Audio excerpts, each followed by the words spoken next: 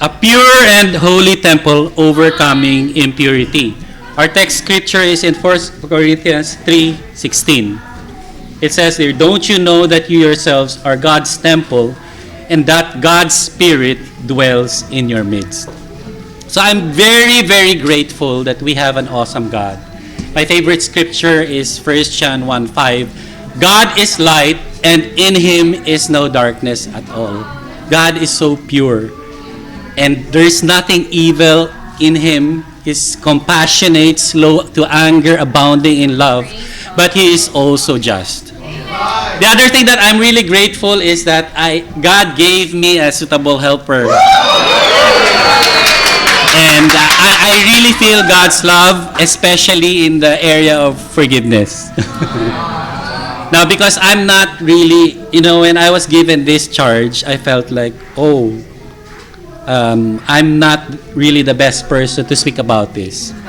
But, so to give you a background, when I was 13 years old, I was molested by an older man. And this remained a secret for many years. Until that time, in the university, when somebody invited me to study the Bible, and there, during the light and darkness study, I opened up my secret. It was really the darkness in my heart.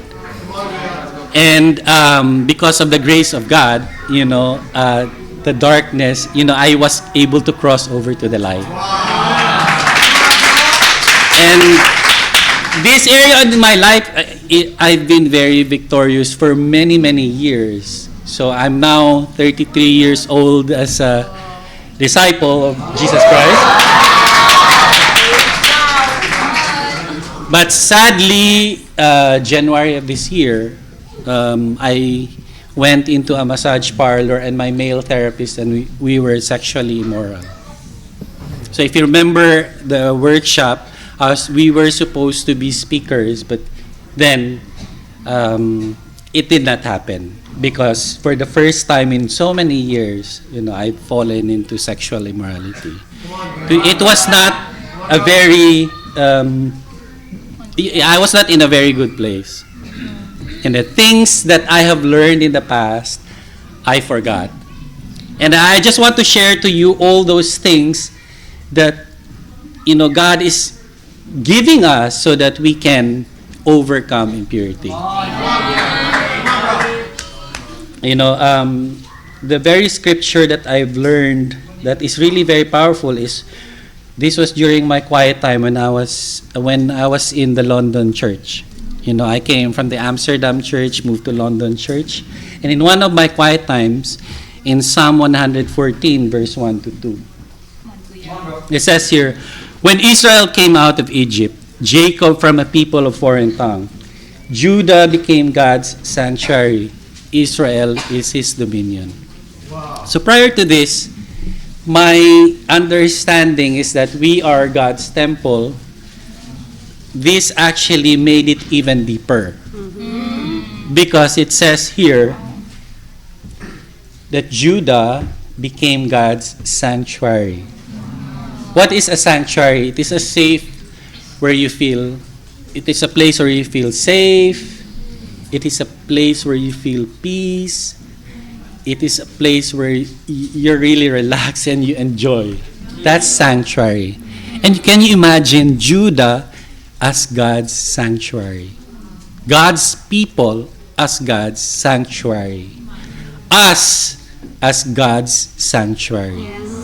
So madali lang, it's so easy to think about a house and then God is living in that house. But the sanctuary is another level. Because the big question is, does God feel secure? Come on. It's deep. Come on.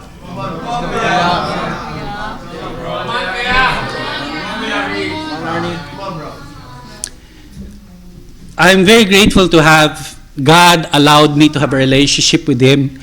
But the moments where, you know that when God is not happy or when God is like disturbed, because there are so many things in your life that go against his character. At that point in London, I began to realize that that's the reason why God like that hates unfaithfulness. That's the reason why God hates faithlessness. That's the reason why God hates laziness. Because when he enters the temple, is it a sanctuary? So that's the biggest question. And so the meaning of sanctuary became even more important in my heart. And even the song that we sing during communion, when it's sang, it has a deeper meaning now. Because like in our households, you want to go home to a place where it's clean. Yes. You want to go home to a place where there's no quarrel, right? You want to go home to a wife who's really like loving, caring. And is that the home that God is going to in your life? So before I let my wife speak, I want to sing the first paragraph of the sanctuary. We just have it. Oh Lord, prepare me to be a sanctuary, pure and holy, tried and true,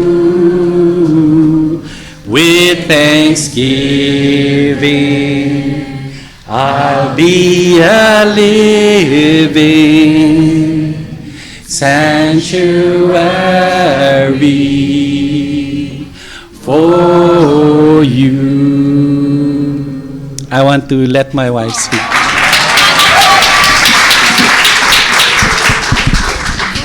The title of the message is Overcoming Impurity. I'm asking myself, why is the title Overcoming? It's a verb, no? So meaning, we have to overcome daily. We have to battle against impurity daily, every hour, every minute.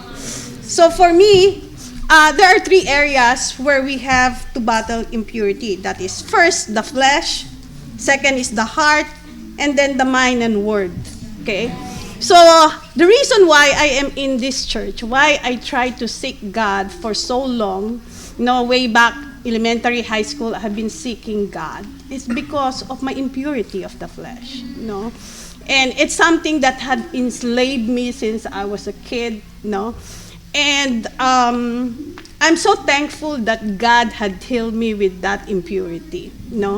And now, as on day-to-day basis, I'm so happy that I have two spiritual family with me. I have my husband, my child, who's Wayne, who's also a disciple. And they guard me on the two other aspects of impurity, which is the heart. Arni strength is he's always humble. He always see others greater than him. But if you will look at him, he has everything. He's a scientist. Right. He's an assistant director now as an acting director.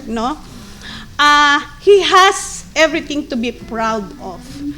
But in everything, in all the church decision, in all the church direction, he is so submissive. He never questioned. And it's me, why like that? Why like this? I think I cannot take it. So every time I have that impure heart, and mind, I have to talk out with him and tell, this is how I feel.